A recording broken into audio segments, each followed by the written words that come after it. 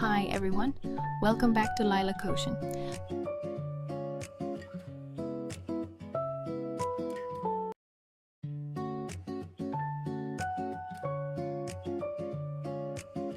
Want to make your sketches look more realistic?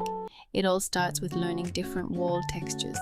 Today, I'll show you 5 easy vintage style wall sketches that you can use in landscapes, cottages, old buildings, fantasy art, and urban sketches. We'll learn how to draw stone walls, brick walls, round rock textures, and wooden plank walls using simple pen strokes. The secret is to keep your lines loose, vary the shapes, and add light hatching for depth. You don't need expensive tools, just a pen, paper, and a little practice.